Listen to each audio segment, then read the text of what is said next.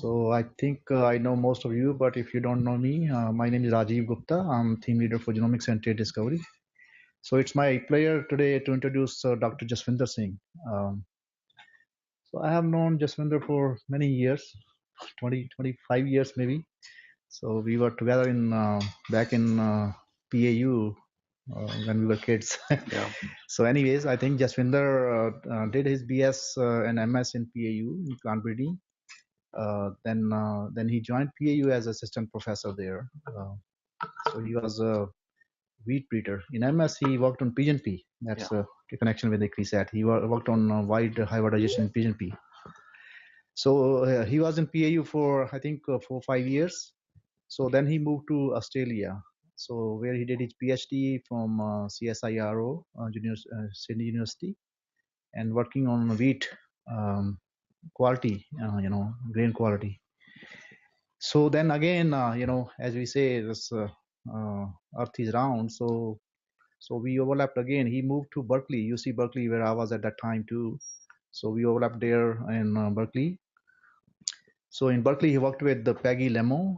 I think some of you might know her. So she is a very big name in cereals, especially in sorghum, barley. So where Jaswinder worked on barley, actually, where they have this ACDS system, they set up the tagged lines in barley for functional genomics. So after a very productive, time in Berkeley, then he got faculty position in McGill, where so he joined as obviously assistant professor. His lab is working on different aspects, stress, then grain quality and epigenomics. So I think he has published quite a bit in last many years, and so obviously he has so many things on his CV. I don't want to list all of them. So he's member of he's editor of many journals and member of many societies. So he is the president-elect of Canadian Society of Agronomy. So I think this afternoon he's going to tell us very exciting story. Actually, that was I just checked. It was published online last week, no? Yes. So it's published in PNS. So it's on the this very interesting QTL, and they have found one protein which bind to beta-glucan. Very good trait, required trait for barley and all cereals, sorghum as well. So he's going to tell us more about that and what his lab is up to, and let's welcome. Oh, by the way, his wife, Dr. Rajwinder Kaur. So she's also here. Yeah. So she is a very famous in sorghum transformation actually.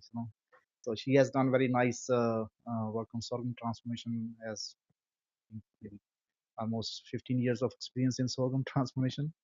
So let's welcome both of them.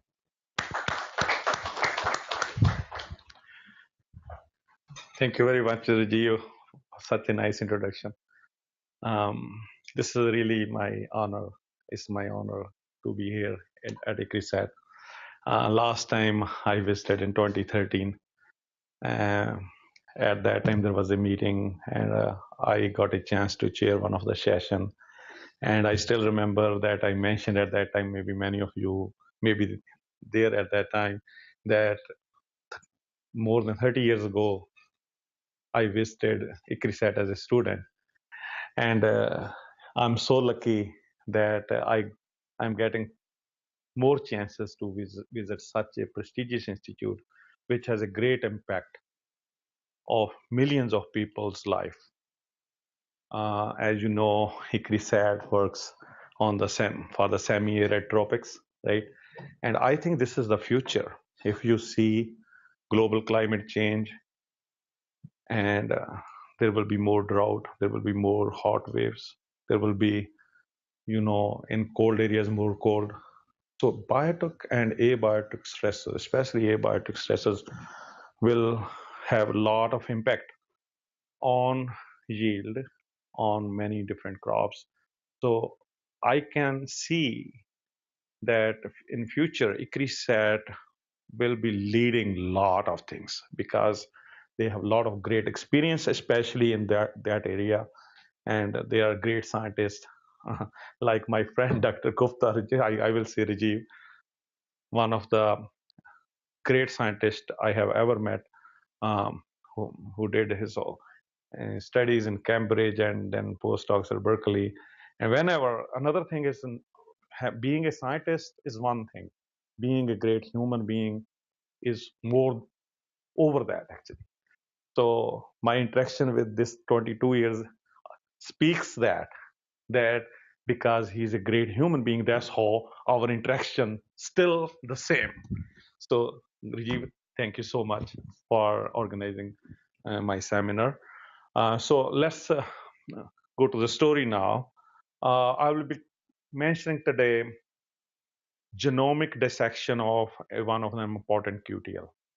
Before I present uh, what are the genomic strategies we have used to, dissect that QTL, we need to know something else. Everyone working on molecular biology, everyone working doing something interesting. Yes, QTL is interesting, but it's bigger than that, because in which crop you do, why you do, what will be its impact in future, how it will change different lives. These tools gives us that understanding. You use any crop, you get that skills, but ultimately your aim will be to use those skills to do something for the world. And that's why I like always CGIAR centers who are doing a great job. They are touching millions of people's life. So in there, first of all, why I mentioned that, my work is on the cereals, as Rajiv said. But why? Why cereals? So cereals are not only wheat, barley, sorghum. There are so many cereals. Even more than 50% of the world harvested area is planted with the cereal grains, and they are very critical for the for the humans and animals in respect to the proteins, carbohydrates. So majority of calories consumed by human is in the form of cereal grains eaten directly or via animals, right? So directly is also coming, or we may eat animals who are also eating cereals. So whole grains are good source of carbohydrates, dietary fiber, and fatty acids. So these are the important things in our mind. So these are the important thing, but it means we want to save those.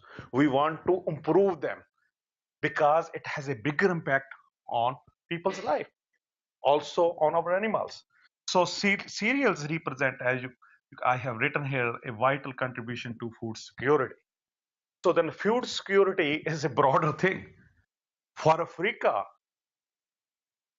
food security will be a sorghum or maybe many other crops. Sorghum is one of the great cereal, right? Maybe in Asian country, wheat and rice will be cereals, right? So if you just check, there are four major cereals actually feeding the whole world: wheat, corn, wheat, rice, wheat, right? So then you may think that, well, my title says barley, right? So then where it comes from? So I'm talking about cereals. Why the barley? So I'll show you some of the slides. But barley is an important crop. It's also a beer crop. And barley mainly, we also use some of the different seeds because of their other genetic interest. Barley is diploid, which is 90%, more than 90% similar to wheat. Whatever we learn in barley, in respect to abiotic stresses or anything, which we can translate easily to the cereals. So if I say cereals are important for the food security, this whole world is feeding the whole world. We have to do something. So basically, if you see, there we need a lot of food for the projected population which will happen in 2050. Whether our yield gains or whether our improvements are the same level or not. So that's why we have to integrate many more techniques to do this. ultimately you are making a product. That product is coming from plant breeding, sure, but can we enhance or improve the ways how we breed them? That's why we have to integrate so many different technologies. So this is a really a scientific teamwork by which we can work all together and develop a product which can feed the whole world. If our intentions are sincere, definitely we will never think behind and move forward to do something for our people. So there are many challenges, however, to do this. So basically, as I already mentioned in my opening statement, that there will be a big challenge from biotech and abiotic stresses. There may be 20-30% decrease in yield. Also think about even 1 degree increase in temperature. There are now many reports where there will be lot of yield reduction. Right? So previously, my lab, we were working on some of the genes which are actually expressed at the reproductive stage. So we are thinking that how we can manipulate them so that our new germplasm or varieties may cope those kind of stresses. So why I'm mentioning that previous study, the reason that because the cereals are important, if we all are sincere, we will definitely, work on those challenges and feed and save this world in respect to the food security. So, as I said, there are many techniques. Ultimately, we have to breed.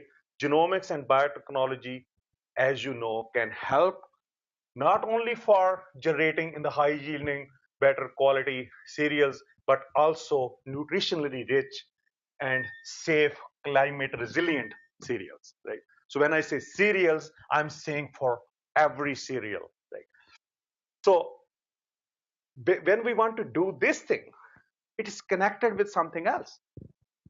It is connected with functional genomics. Otherwise, you have an excellent facility here to do sequencing. What is sequencing? Sequencing is just alphabets, right? A, T, G, C, there is permutation and combination. What they tell you? Nothing. They are just, you can write books, you can write chapters, you can write reviews, you can, whatever. That is great contribution. However, main thing will be, can we understand what those alphabets are doing, right? So for that, we have to understand their function. So for function, that's how the functional genomics will come. Then there are a lot of techniques by which you can understand what those different alphabets are doing, so that we can identify reliable, good genes which can make the breeding efforts more reliable and efficient. And one thing you have to make sure that these genes, these functional genomics tools, these understandings should not be just for the library shelves. It will not be on library shelf if we relate them with breeding, because breeding will create a product. That's why institutes like ICRI said, this is, whole pipeline is like that. So people are working in such a way that we can deliver a great product through universities or through different, institutions, a great product to the people. So now the barley story is coming. As I said, barley is one of the cereal, and it actually is the fourth largest cereal. Barley is a beer crop. So also barley is used for animal feed. When I mentioned that we can get those calories, it may be directly or via animals. So then barley become important. And also barley produce is very, very important cereal to make malt, right? And so I want to tell you that from $2.9 billion malt industry, Canada is one of the largest country to produce that kind of malt. So then it will be, for me, because I live in Canada, I work for Canada, I want to do something for Canada. So it become also important for me to do something in that area. So this is also used for the human consumption due to its health benefits. Recently, maybe 2-3 few years ago, barley and oat, they are considered as health food because of the beta glucan. Beta glucan is a dietary fiber which can help to reduce cholesterol or many other things, which I don't want because this is not my medical talk. So the story which I'm telling to you is actually related to that beta glucan. Although today I will tell you that story from a different angle because beta glucan, although it's good for human health, but it's a big culprit for the brewing industry because if there is an excessive amount of beta glucan there, then there will be a lot of viscosity there. The wort filtration will be a problem. So it will be very, very bad for the industry. So now I will go back again. I said all the cereals are connected. Barley is connected to wheat, but how can I connect this to sorghum so that Ikriset can also get a benefit out of it? So I was just reading about it recently. Actually, from the sorghum, the great beer is being produced. And they say, oh, this is a gluten-free beer. Sorghum also have beta glucan. And there is a very big problem of viscosity in sorghum beer production as well. So what I will learn from barley, definitely it can be translated to sorghum as well. So that's where this connection is. So, which I already mentioned about this, the barley is a health food. It has a good source of many other, other nutrients or maybe elements such as vitamins and vitamin B especially. So I don't want to, expand it further. So another interest for me was that working on barley, Canada is number 4 in the world to produce barley. So all others are very close. You can say number 2. It's very close to each other. So anyway, so the barley is important to Canada. In nutshell, that's what I want to mention. So that's why I was working on barley. So in barley, this is based on the statistic in Canada, 48% of that barley is used feed through which we get all meat, and rest of that is basically mainly used for malt production and maybe feed and food. And malt, they not only they make their own beer, but they also export. And as Canada is the second largest exporter, so it means barley is important. Right? I hope I convinced you that barley is important. At least for me, for Canada, it's important. And people who drink beer is definitely important, right? So for that, then I just said, well, you can generate a lot of sequences, right? Barley genome is sequenced. Then what? A, T, G, C, T, T, G, G, C, C, C, right? So we have to see what they are doing. Functional genomics. So as I said, there are so many different techniques by which you can do functional genomics, but my lab particularly working on ACDS transposon system. I don't think I need to explain that because this is it now. You might have read on the textbooks, Barbara McClintock, 9050, 1949, 50, when she studied, and at that time no sequence was available, right? Elegant research, great. So very great people. So what we did is actually, especially started when I was at Berkeley. So what we did is actually this ACDS, this is corn. They are different sector because of that, in which cell if the ACDS is there or not. So then it was cloned in 1989. We first time actually introduced into barley. The reason, barley is a beer crop, barley is diploid, barley close to wheat, barley is a fourth large crop, barley is important, its genome is sequenced. There are a lot of genetic resources there, but we want to explore further what they do. So then I thought that could be an important area to pursue. So that I have already mentioned, that was our gene tagging perspective, because it can help other cereals as well. So then how we did it? Well, we used a number of different ways, but this is one of the way. So we made all the ACDS constructs. So we used bombardment gun on a green callus tissue using the GFP type construct to see whether the gene is there or not, and ultimately introduced those ACDS elements in the plants, and then plants were developed. And interestingly, what we have done is we have also co-bombarded ACDS. We also made AC line separate, DS line separate for the for the future use. Here I'm showing you that this is a single copy DS line, only DS. And interestingly, with the DS, we can make single copy. When you put the DS, when you cross with AC, the DS move other place and it can segregate it away, right? You can get single copy. So the single copy DS line crossed with AC line, DS transpositions happens, and then we have developed so many single copy, you can see lines based on the southern, and we made approximately 300, 400, now it's 400 unique genetic lines. So from those lines, we again picked some of the lines using them as new launching pads, cross them, just I have shown to you with the AC lines, right? When they reaches to F1, F2 situation, AC and DS element come together in a cell. This is a cell in which this is a nucleus. There are 7 bars at different 7 chromosomes of Barley.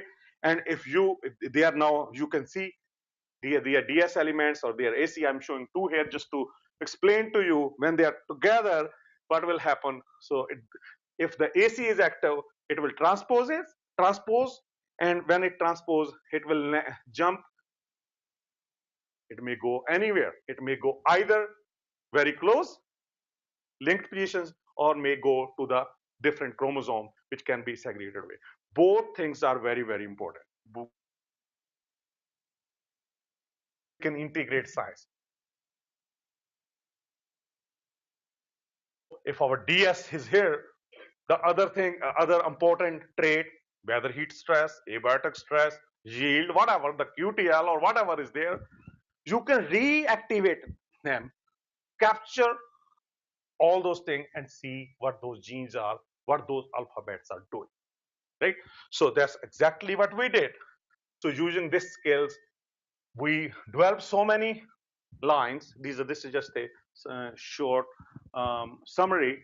There are some of the lines, they were in many different important genes, so now we have mutants, single copy mutants. We can further analyze them. For example, this we already published on TNP11. We identified a Wall associated kinase gene, which is actually affecting the root length, which is again abiotic stresses. And our unpublished data shows that it seems like it may be a sensor to the salt. If this is true, it will be a very important thing, that it senses salt and shut down the machinery, right? So basically, that's how these mutants are very, very important. So it means the mutant itself you can analyze, but at the same time, I said if our DS transposon is close to one of the region, you can also explore that region. That is the next thing. So we mapped it to find out the important regions. Here, if you see, there these green things, they are different places, randomly everywhere chromosome. So these are, the morphological traits which we don't know what the genes are controlling. They are close to them, so we can get phenotypes. But most importantly, there is a one QTL here on chromosome 4H, which I'm coming to that story sooner. But our idea was that we can put one DS element in each bin and then select those bin which are important and saturate them further. Just like here, this is just a schematic. These are the different bins based on the mapping. So our interest was we want to put one single DS in each bin, and ultimately we want to saturate by collaboration. Yeah, maybe you do this bin, I may do this bin, so something like that was interest. So and these are some of the bins were tagged which are not saturated yet. So one of the important one on the chromosome 4H in which we are so much interested. Why? Because it has a malting quality QTL. Malting quality relates to beta glucan. Malting quality relates to beer production. Malting, if it is related to beer production, it means it may be helping Canada. It may not only helping Canada, it can help everyone which is actually in that business. As I said, sorghum too, right? So basically, this where this QTL is here in the terminal end of chromosome 4H. It was actually originally identified in 1997 by Hen, and which contributes 29 to 38% variation for malt, beta glucan, and malt extract. An important one in Andy Kleinhoff's lab from Washington State University, they mapped it, fine mapped it on the same chromosomes, so the unit become now more. We have more mapping results in 2004. So then further investigation done by my lab. So at that time, even we know we have a better fine mapping there, but we still do not know what are the genes controlling which are harbored there. So again, want to remind you, malting. Why the malting quality? Malting quality is very important. Malting quality is a complex. As you have seen, there are so many QTLs. There are actually 250 QTLs which actually affect the malting quality because there are many factors involved: kernel plumpness, beta glucan content, seed dormancy, diastatic power, malt extract heat. Especially in sorghum, beta amylase are lacking. That's why there's a problem. Alpha amylase is a lot when you compare with the barley. So means there are so many things, similarities, which can be translated from this study to others. So just a simplified malting process. When you have a barley, you have to do steeping, barley seeds to be soaked in water. And then after that, once they germinated, then you have to do kilning. So with the heat, you have to stop the germination, and then you have to produce a barley malt, which is a sort of a sugary stuff which you need to ferment in the end. That would may be very viscous or not viscous based on how much beta glucan in your variety. However, even if there are beta glucan there are many beta glucanases which can degrade it, but many of them they are not thermostable because when you have to boil it, their activity reduced or gone, and there are still chunks of beta glucan still there which still makes it viscous, and you need to have new remedy for that. Okay, so I already explained that there are two major QTL affecting on that particular chromosome. One of them is QTL2, in which we were interested. So what, as I said, there are so many different techniques one can do. This is our just a what. Then we thought, what's the knowledge gap there? What kind of tools available? How we can do this? So thinking about that, one of my first master student, Henshi Tan, one of the great scientists. Now she works in Seedworks, I think, and now she is also doing a PhD in Singapore. She started the work on this transposon to, saturate that particular QTL. Then I hired another student who just finished his PhD from this, and he expanded the work at a biochemical and a molecular level. So we started with the transposition activation, the way which I have just shown to you. This is a QTL. There are two QTLs. We are interested in the gray one, which is QTL2. So we have one transposon line which is actually mapped in the QTL. We want to saturate this QTL so that we can capture all the genes which are present there and see what the results are. So we tried. We crossed that particular line with the AC line, F2, F3, reaching all the molecular phenotypic screening, developing new TNP lines, using all the inverse PCR, all those things, genomic skills, by analyzing all the protein and gene identification. So we made so many lines. The main thing which we have found that when you use the conventional method by crossing, you have only 9 to 10% transposon activation, which is not bad. In corn, it's only 2.5% or maybe even less. So then what we have done, we starting doing with the tissue culture approach, you giving them a transient AC shock, and by this we increased its frequency to 30%. These results were published in Functional Integrated Genomics in 2012. All my PhD and master students were involved. So then the story was not finished yet.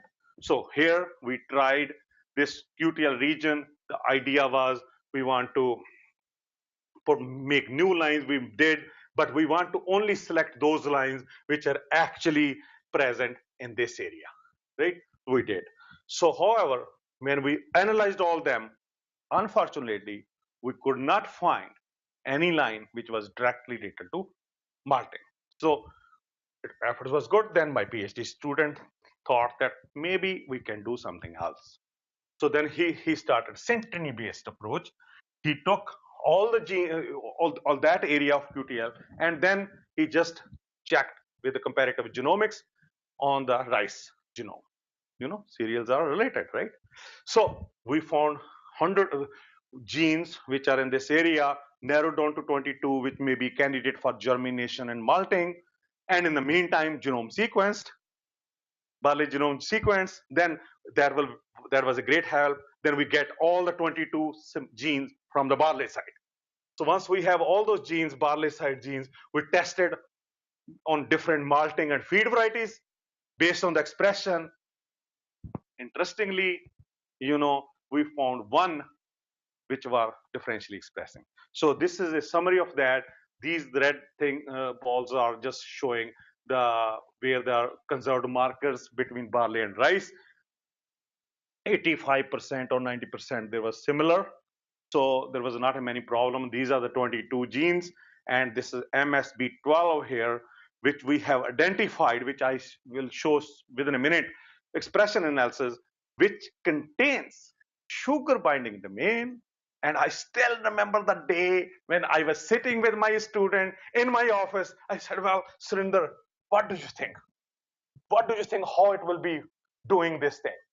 I said, I don't know. I said, whether you have analyzed at bioinformatic level, critically. I said, yes, I did. I said, I will ask you just one question. Does this gene contain sugar binding domain? Yes, sir, it has. Oh, excellent. So maybe beta glucan is a sugar, right? Maybe it's binding to it. But sir, how we can do experiment? Well, you are a PhD student. Think about it, right? So he planned the thing, and I said, well, if we have the antibodies for that, can we do all the binding assays? And we come up with a very nice strategy. Many failures or something, many years it took, but in the end, we characterized this gene, and some of the results I will show you within a minute. This MSB12 actually belongs to Thaumatin-like protein known as TLP. Generally, they are pathogen-related genes. You can never think that it may be involved in malting. However, it has a, sugar binding domain. But why it is involved in the pathogen-related? Because, some of the fungus or something, their, cell wall has 1314 or 1316 beta glucan, which if it has a glucanase activity, it will chop it, right? And it will, save from those pathogens. So it's actually a pathogen related gene family. In that gene family, there are 17 gene families. Where this is mainly in the PR5 protein family, which contains different type of inhibitors or osmotin-like proteins and thaumatin-like proteins. We call them thaumatin-like proteins because those which contain the thaumatin signature. It has signatures, and they are actually involved in many things. But TLPs are actually conserved in plants around 21 to 26 kilodalton. They are very similar to thaumatin, which actually first time extracted from Tomatococcus, which is a sweet tasting protein. That's why they start calling it thaumatin. So anyway, so they are disulfide rich protein, cysteine rich protein. They are 5 to 8 disulfide bridges, which makes them more thermostable, actually, more stable. So they are involved in many, many things. So it was very difficult to just pinpoint that it may be actually involved in malting. So we checked based on the data available that there are 1 to 8 TLPs. Now my new PhD student, he just told me a few days ago that's how actually they are not 8, they are more than 8. So we are further corrected because at that time, whatever the sequence available at that time, there was 8. There are 2 groups actually, very interesting groups. In group 1 and group 2, the group 1 actually all have only 10 cysteines. These all have 16 cysteines, right? So, and our is TLP8. Very interestingly, when we checked all these different TLPs, most of them, either they are 7 or 5, there are some clustered in 5 chromosome, only one which is in chromosome 4H, and that's the where the QTL is. So then we thought we should further characterize it. This MSB12 TLP8, actually this is its features. 20, as you know, the TLPs are 21 to 26 kD proteins, small proteins. They are total 8 in Barley, as I mentioned. It has signature sugar binding domain and motif. It has anti-parallel beta sheets, 8 disulfide bridges, and 16 conserved cysteines.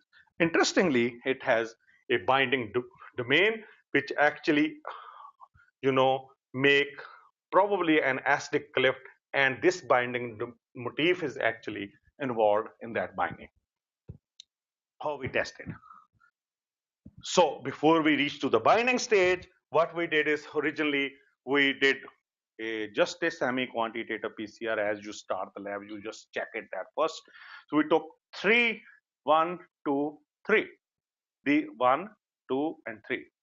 So Metcalf, Bentley, and Morex, which are the malting varieties, known malting commercially grown varieties, and Cowboy and this collision and step 2, they are the feed varieties. The difference between malt and feed varieties is that feed varieties has more beta glucan, more proteins, right? And if there is less beta glucan, then you can use for malt. Otherwise, because it will be again a viscosity problem, right? So we tested in 3, and you see the expression in these 3 higher in 16-hour germination, 48-hour germination, and then it's reduced. So basically, its expression is higher in malt varieties and lower in feed varieties. Then we tested with quantitative PCR. There was a difference between 3-fold difference between those varieties. So that was very, very important observation for us. So from there, then what we did is then we checked in all those 6 varieties the level of beta glucan. Yeah, as one can suspect, there's little less beta glucan as compared to the other. These are all feed varieties. These are the malt varieties, right? So there's an important kit available to test it. So but important thing in this graph, if you see, the beta glucan level after 16 or 48 hours, it is reduced more than 60%. Here, not much.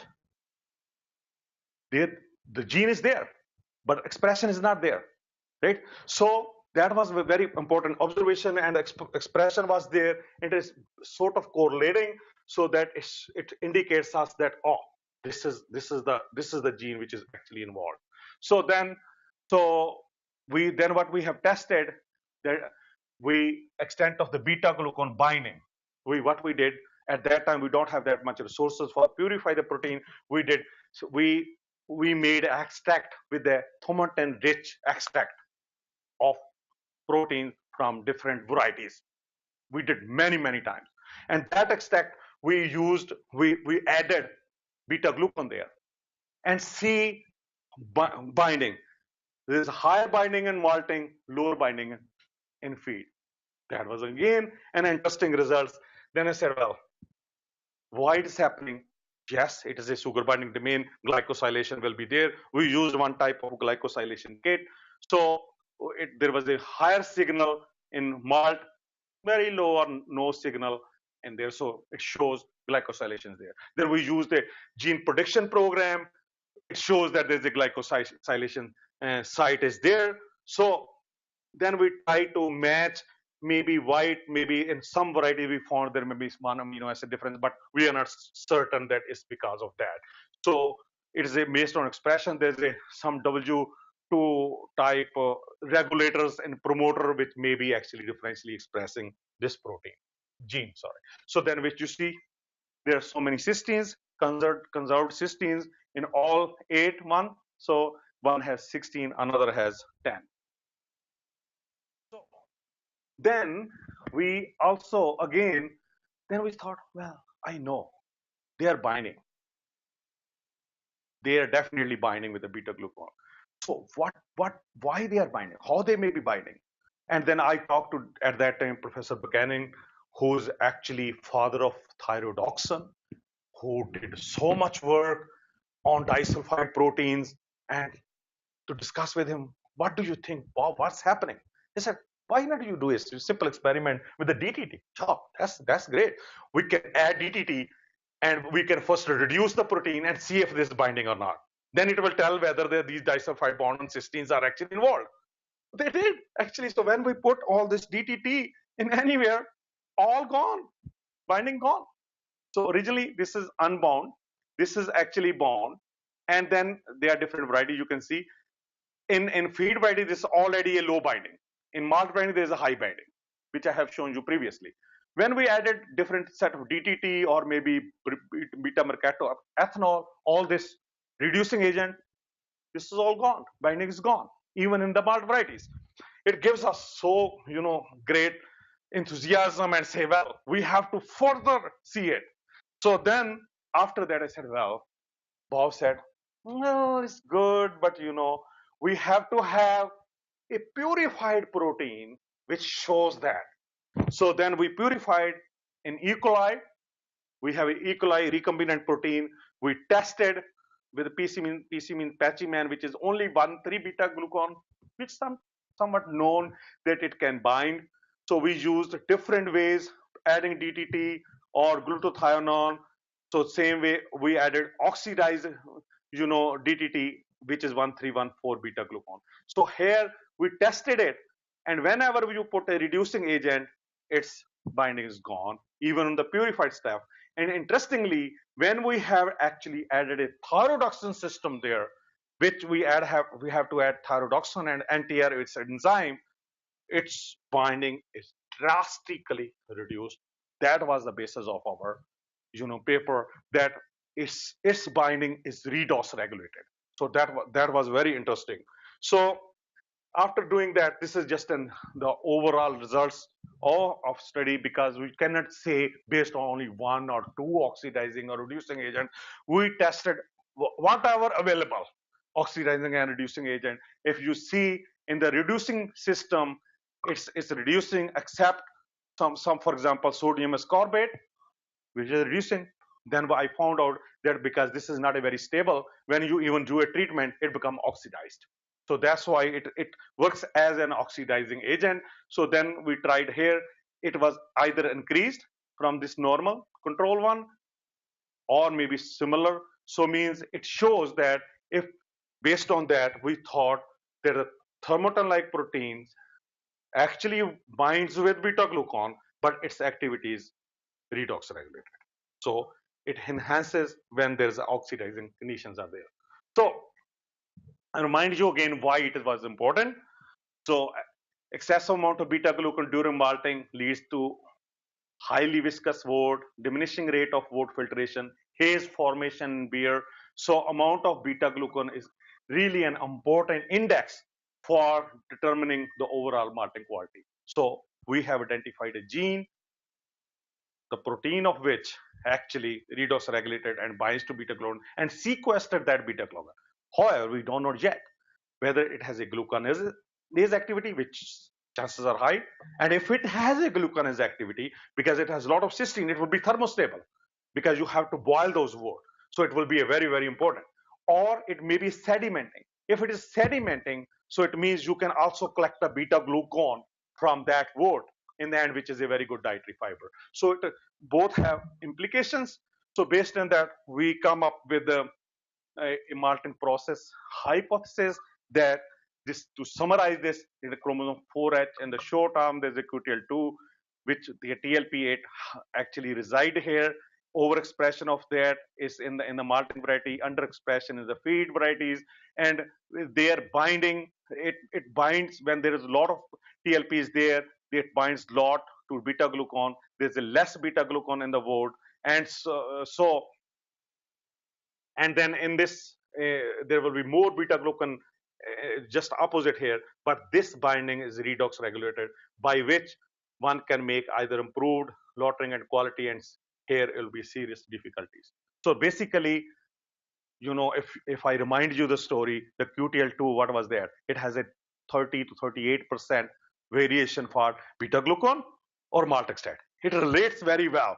So means it shows that we dissected, you know, that particular QTL, in we've identified an important candidate which will be very useful, maybe developing a functional marker or something for a breeding as well in future to develop Malting varieties, or make those protein, add in even in a bad variety to make still filtration possible, right? It will have a very big industrial component.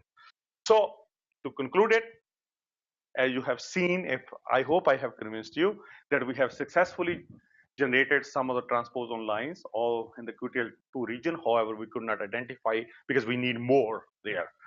The important gene, but QTL2, with the help of Synteny, we found out that it harbors a TLP8, which is a PR5 gene family, which contains 16 cysteines, which binds to Barley beta glucan through carbohydrate binding domain, and its binding is redox regulated because those 16 cysteines, they are making disulfide bonds, and TLP8 sequester beta glucan either through glucanase activity or by sedimentation, which needs further investigation. My new PhD student actually knocking out and overexpressing it. See, it may be important. There is a possibility there's only one gene mentioned, CSL, cellulose synthase like protein gene 6 F6, which affects the structure of the beta glucan, and it seems to me that there is a possibility that it may be involved in the regulation of beta glucan. So you can use in both ways, because in very first slide I mentioned dietary fiber health benefits.